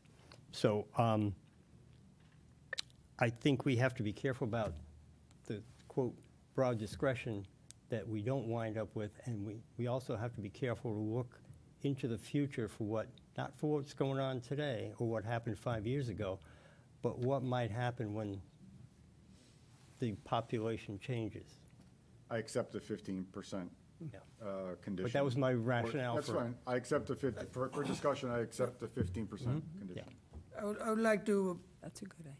make a friendly amendment on that 15%, have a discussion. I would like to have more in terms of looking at, and I think the applicant knows and has alluded, there's a need for affordable housing. There is a need of housing in general, but as far as affordable housing is even more. As we heard, Connecticut is aging, and as the population is getting older and older, I think, you know, they are strapped for affordable housing. You know, if they want to downsize, and if they want to, you know, go to apartments and stuff. I mean, we know currently the rates are, you know, 2,000, 2,500, 3,000. So I mean, what's your depending amendment? on- Right. So, I think I'm proposing like, you know, 20%, and you know. I was going to suggest that, but I didn't want to go too far. Yeah. I mean, again, I think what we are looking at is, I mean, we are, at least from my perspective, I'm looking at whole picture here. We have an office park that the town is going to give up. We are increasing residential in an area that is, you know, office park. I mean, usually, you know, when I've seen a lot of areas around the country where, you know, yeah, people live where they work and stuff, but those are, you know, different type of areas, right? I mean, they are, you know, industrial areas where people live, like Colt, you know, if you go to Colt, surrounding properties are all housing. Why was that? Because they just walk to, you know, work and stayed there. Rocky Hill is different. This area is different. We don't have, you know, buses running, we don't have transit, you know, we don't have a lot of those things available, at least in that area. If you look at the Main Street area, we have, you know, we have buses and all that going around, but here is different. So I think, you know, town is giving up a lot, and I think because of the need and because of all that, you know, I think 20% is, you know, Right. comparable ask, you know, for this project. And it's not like we have a proposal to amend the regulations that will cover the entire town, that this will affect the entire town. This is basically one small section of the town, and, you know, raising it to 20%, I think is logical. Like I said, I would have done that, but I didn't want. Do you accept? Yes, I do. The I accept also. Bottom line is, So right now, we're at 20 acres and 20%. this is a auction here. Are we? Yep. In discussions with the applicant, I think they'd be willing to go to 15%. And bear in mind, you've raised the acreage to 20 acres. That takes into consideration 3 parcels, and obviously assembling lots, as Victor was mentioning. If you assemble lots, and there were some easy ways to assemble like 2 properties to get to the 10-acre proposal, but to assemble it to get to the 20 acres is going to take a lot more work. So you have 3 properties, of which 2 are already built upon. One being Henkel, that does have excess land, but they also were talking about expansion, and they were talking about amenities for their employees. So are they going to be doing something? I don't know. But as I said, in discussions with the applicant, 15% was a doable thing. Yeah. And the 20 acres only affects 3 parcels, so you're not really making a very large impact with this 20%. I think, Obviously, if you go And- more town-wide and mandate affordable housing in whatever you do for residential. I think what this does is this sets precedent, right? So I think that's what the concern is. They can come back to another zone and say, let's do 10 acres or whatever, right? So we are setting precedent. It's granted, this is for Office Park right now, but that can expand to other zones. And that's the concern, right? So I think that's what we have to focus on. And again, I think as far as I said, for affordability, this town has done a lot in terms of affordable housing and promoting affordable housing, and I am for affordable housing. And state is on next as well to increase affordable housing. And I think these are the opportunities where we are going to get affordable housing units and increase our 10%. As we all know, we have a lot of apartments already. Accept the amendment so we can open it up for discussion? It's already been done. He did. We're at that point? Yeah. So we can, Yeah. go ahead. And- Go Yeah, ahead. no, it's just, we've got a proposal in front of us. Move it to, no, your mic is over. Oh. There you go. We've got a proposal in front of us. It's up to us to accept or deny it. It's that simple. With conditions. But we don't have to accept conditions, I mean, for the sake of even accepting the proposal with conditions, we seem like we're under a lot of pressure to make a decision that does something tonight, where in fact, we don't have to modify our regulations every time somebody asks us to. And I'm not quite, and right now, we're kind of winging it, because we haven't done our research, we haven't evaluated this, we're just coming up with ideas. We can accept or deny tonight's proposal with conditions or without conditions, whichever the case, but we haven't given ourselves time to just look at the big picture. I mean, we looked at the big picture not too long ago, it was pre-pandemic, to come up with the plan we have now. This does set precedent. If we make a decision tonight, we're setting precedent. So I'm just encouraging that folks to maybe just accept or deny, whatever's on the table right now, accept or deny, so that we get to a decision that gives us the opportunity as commissioners to evaluate this and do our due diligence. Let us be responsible for looking at this in more detail to come up with. But we can accept this tonight and then Come make back. that actually a task for us to do in the future, as in general, not based on a particular application, but to make it one of the things that we consider for the next year and a half that we're If we didn't like it, like. that we're seeing. Yeah, To Alan's yeah, we point- still have that Alan's opportunity to point, open we that have an door. opportunity Well, to change then it. with that, It's like the cannabis thing I that would we're doing. suggest that we don't, that if you do accept this tonight, that you don't, with your conditions, that we don't wait and that we open that door to evaluate. Well, we need to do Because we're getting more and more of these, and it's. We'll need to it's do tur- some We don't research want a lot of and- spot zoning, and we end up with, Correct. what a decision by committee looks like. I mean, that was one of my arguments at the beginning, because what's happening is we have consultant probably on board soon to start our, POCD. And I think that would be the appropriate time to look at holistically. Overall.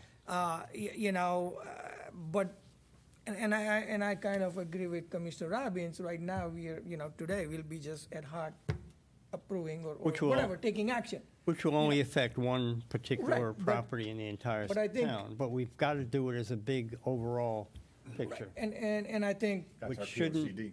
yeah, which shouldn't That's- bog this thing down, though. but again, I think there is no, That's our job for the future. again, I think there is no mandate that you take action, in certain way. There is no mandate for the commission. That's what, Commissioner Robbins is saying. It's, let's, I see no reason, rather than just acting ad hoc, look at, personally, I see no reason to delay this. You, But keeping in mind that, first of all, this will affect only one property in the But town. It's 3, 1 undeveloped property. Yeah, one undeveloped property. And, you know, somebody wants to tear down an office building and propose a new apartment building complex, they're not gonna just do that willy-nilly just because the whim hits them. So I think we can act tonight on the 20 acres, 15 or 20%, Well, and, we're at 20 right now. yeah, We have at to the chip- 20%, and then proceed with our long-term picture, you know, objective. And nothing is going to be held up, and nothing is going to be forced to be done other than this. So it's not like we're under the gun to get our whole overall So picture. if next application comes, we are going to. Yeah, well, You are, you know, each one is yeah, so I taken think, by itself. so I think that's what we are But saying, let's not right? hold up one application because we may have one in 6 months that we're not sure how we want to handle it. The not fair applicant, the either. applicant does have a right to a decision. Yeah. Whether you choose to decide this evening, that's up to you. Yep. Yes. Whether or not you don't, you will have to table it. And what's the reason for tabling? You will have to state that on the record clearly. So there is in your zoning regulations under section 9E as in elephant, 3, decision considerations for zoning regulation amendments. So you might want to take a look at that also.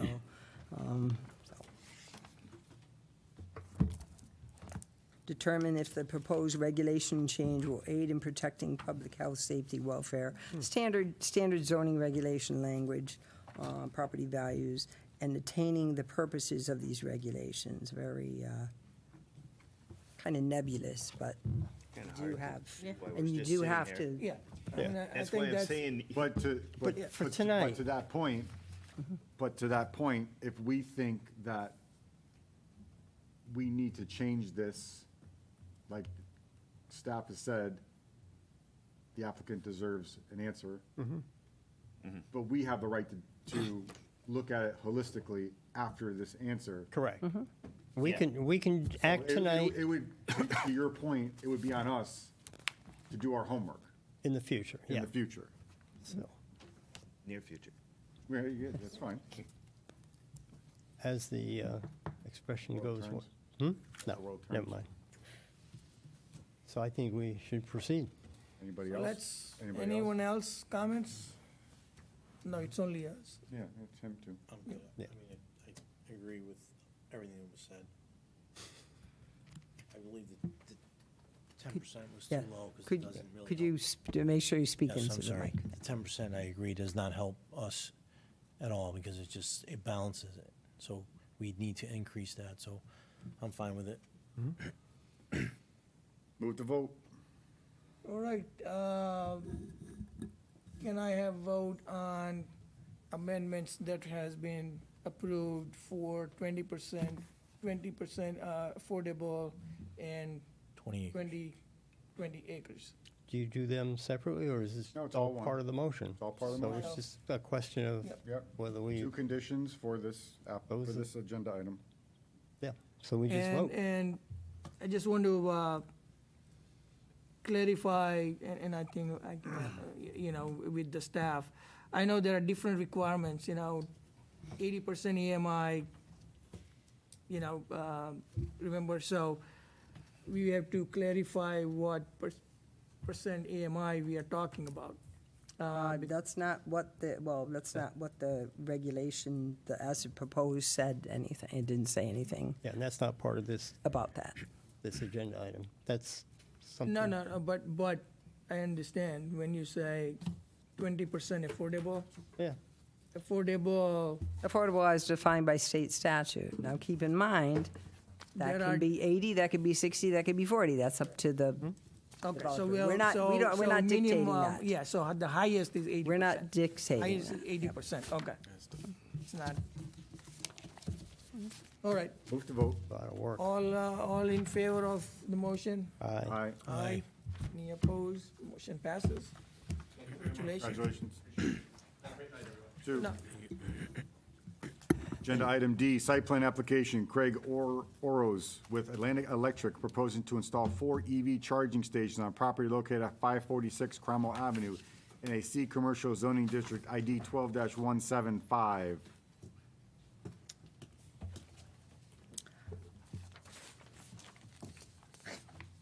Okay. It's pretty straightforward. No, I guess they're not, no, the EV charging Yeah, they're people not are here. not They're here. Should we, The building permit, there was some confusion on this because they had originally applied for a building permit, and the building permit was temporarily denied because they had to come to planning and zoning because of our new regulation. So they thought it was denied. And we told them today, you have to come to the meeting so you can get approved. So they're not here. So this is tabled. I think we should table it. Yeah. Motion to table. second? All in favor? Aye. Motion passes. Agenda item E, zoning regulation amendment, Town of Rocky Hill proposing to modify the Rocky Hill zoning regulations. Motion to approve. Agenda item E, zoning regulation amendment, Town of Rocky Hill proposing to modify the Rocky Hill zoning regulations, section 4B24, commercial type uses to add licensed adult use cannabis retail in accordance with section 6O in the regional commercial zoning district, and B, section 4B24, commercial type uses to delete licensed medical marijuana dispensary use from the town center, commercial, BP1 and BP2 business park zoning districts. Second? All in favor? Aye. Aye. We're not going to discuss it? Motion passes. Okay. Item And six that A, language zoning. The language enforcement- will be changed to say licensed adult use Yeah, cannabis. licensed. retail. Yep. Zoning enforcement. Sorry about the small font. This is basically an ongoing sheet. You'll see from the list that a good majority of what we do is more enforcing of town ordinances than zoning regulations per se. It's probably a 50-50 split. However, I would say this time of year, it's more in the blight issues. We're dealing with tall grass. We're dealing with people putting their bulky waste pickup on the curb and having it fall into the road.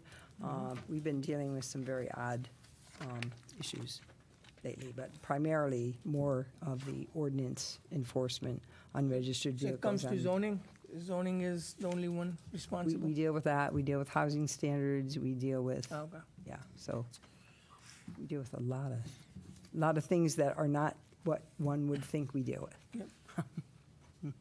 Kim, they just demoed a house on New Britain Ave, and they never put any silt fencing up, so now all the dirt is just washing onto the road. Is that something that should be? That's us too, Okay. that's too. Okay. So maybe what we do is, I see we got a lot of pages here, so can I request maybe we get this package as part of our package so that, Okay, yeah, I had, Right. yeah. so at least we can, we add- people can go through, so we don't have to go through the whole list, and people can I'm not pick and gonna choose, go just through- make sure. I'm not going through the whole list tonight. Can No, you no, add- I mean, it's, Can you add grids to it or lines so that it doesn't run into? Okay, I will. I'm not doing these now, so. all right, so we'll, Very happy Anything you about, want. I'm very happy about that. Want So color whatever you want. coordinated, I used to do grids, tall yes. grass is green, dumpsters are More often than brown. not, brown. all right, so we'll take these up next, at the next one when we have looked at it. Yeah, good idea. All right, item 6B, minor modifications. There is something that will be coming in, and I put it in your packet just because we have it, and it's 125 Henkel. We're waiting for them to get these comments.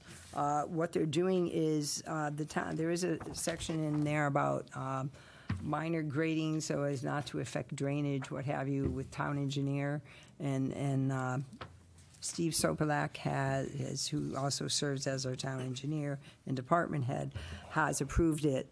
But there are some changes as far as removing the retaining wall and grading it out. They're going to require an easement onto the abutting property, the funeral home. So we want that language of that easement. Snow storage removal area is now being reduced slightly. They're removing a few trees south of the parking area. So, I mean, minor increases in building size. No, they have to, They So- removing trees without, Two trees. no, but they Okay. can just is this something that will come back change. in the future that they shouldn't have done? Or removing trees and it's, No, that's it. They want to do this. So Yeah, let me, that's what I Is mean. the- So the- Procedurally, Yes. this was an we don't- 8-30G application, Correct. so why does it have to come before us? for It a doesn't, a minor change doesn't come before you. We get a plan in and it's signed. Okay. But you want to hear about No, minor no, changes, so I that's just why. question procedurally, we don't see 8-30Gs But- because, Yes, you do, Sam. They came in to see you. well, for this kind of stuff. no, so what his You're not question looking for- is, You're not looking for approval. No. Okay. no, but again, You asked to have me report on any minor changes, so I'm just procedurally asking a question. okay. so let me You expand didn't do on, anything wrong, I'm just asking a question. No, No, let- I know I didn't. He's really tired. let me expand on that. He's really tired. So because this is 8-30, if they make any changes, does it even have to come to, even if it's a minor, for, For the site plan, yes. But not to you. no, but. Minor but- changes per our regulations will It come was to a me. major. But, And- but. It's no, okay. All it says is come in, I say it's approved, and then you sign it. No, It's no. really easy. I know what I'm saying is, I think procedurally, like what I'm saying is, all the underlying regulations are gone when it's an 8-30G application. So. Okay, but this is If- grading, this is I see what you mean. different. I think So- they, I mean, should they come in to have our approval, since we No. approved it based on the 832G and our regulations, regardless of whether they've been thrown out or not? No. no, They because don't apply. they don't apply, so. So they can do anything they want No, for this the is rest? building code, it's built, they have building code, they still have to apply the. I don't know.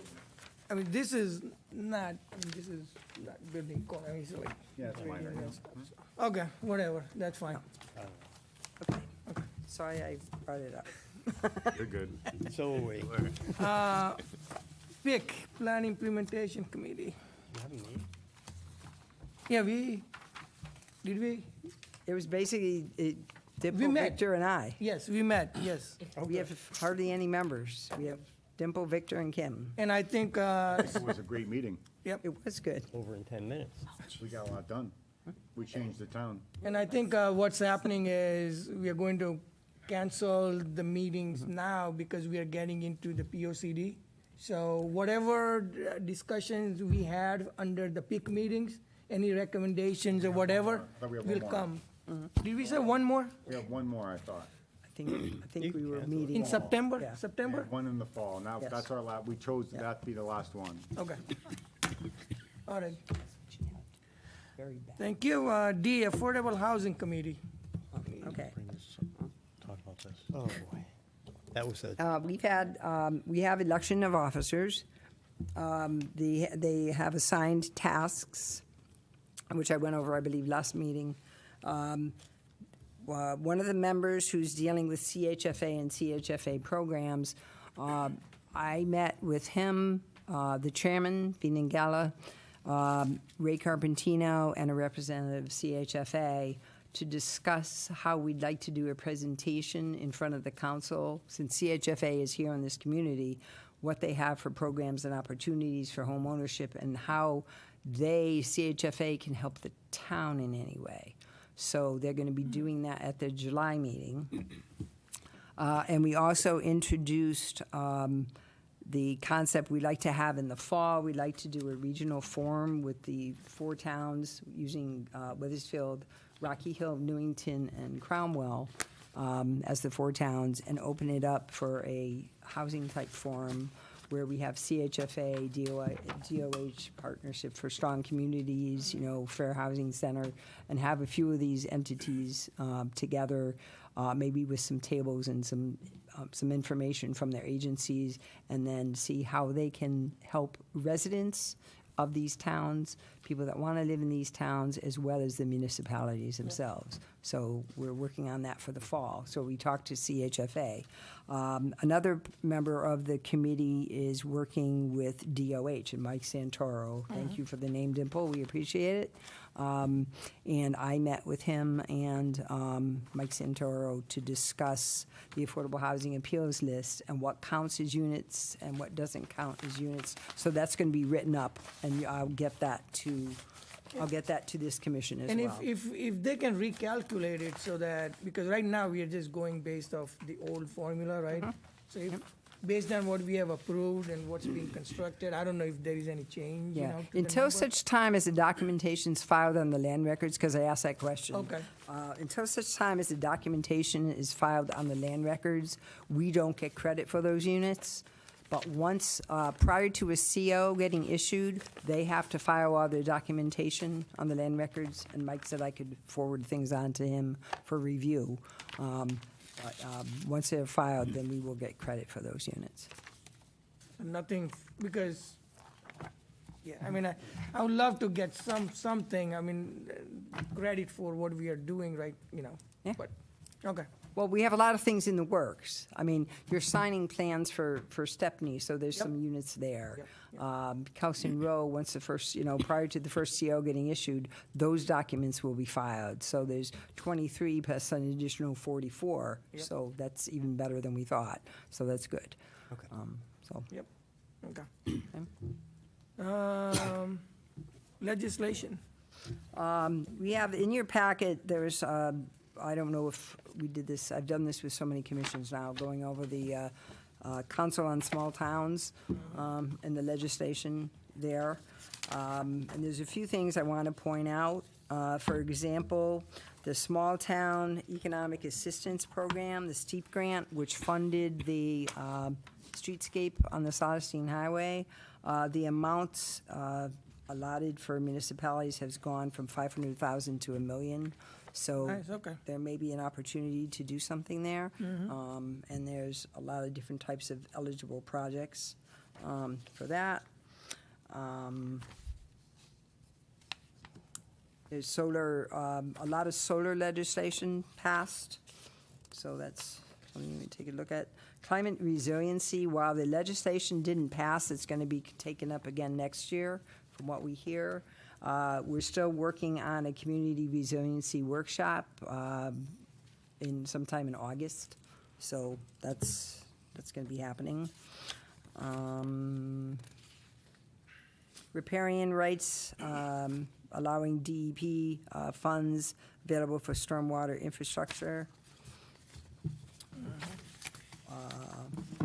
Some of the things that didn't pass, they talked about, that did not pass. So this was the thing about meetings. Boards and commissions require municipal boards and commissions to be on camera when voting and speaking, if they're coming in remotely.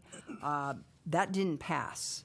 However, I think in the interest of transparency and being upfront and in compliance with the whole ethics policy or whatever, if you are at a commission table and you're participating, you should be on camera. You shouldn't be, walking around, washing your car outside and every now and then coming in and, While speaking.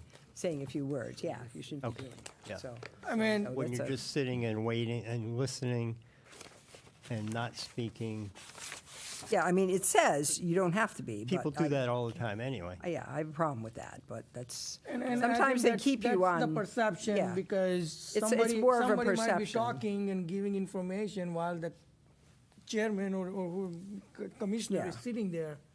Yeah. Some Can't we make influence, a rule influence. for that? Well, Can we just that's- make a rule for it? That's not appropriate. Yeah, I mean, it's, We can Yeah. do that. we can move through, but I think let's see where this goes, Yeah. they will come up with their own, There's a lot of legislation coming down the pike on regional and shared services. Sometimes not only with equipment, but with staff positions. So that could impact municipalities in a big way. I foresee it happening.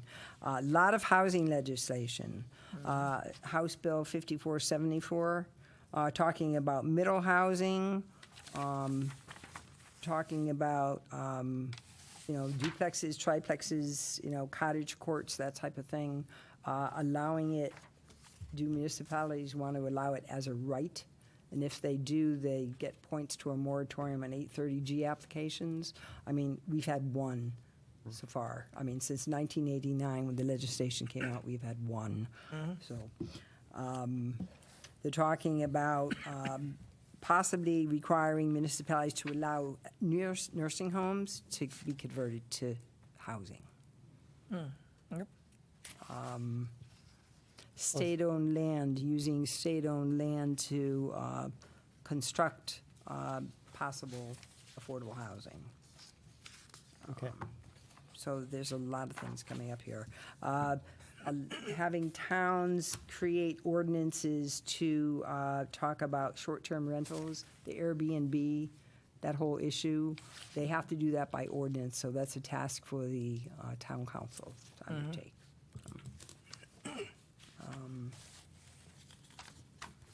A lot of things on property tax issues, which we really don't get into here. And one of the things that did not pass was allowing municipalities to post legal notices on municipal websites. I kind of agree that people don't go to the website to find what's going on in town. Why would they do that? One of the thoughts I had about our legal notices, we use the Hartford Courant. It has to be a newspaper of substantial circulation in town. The Hartford Courant isn't necessarily a newspaper of substantial circulation in town anymore. It may not be. Is there a way to maybe use the Rare Reminder that comes out weekly? Is that something that would meet that standard?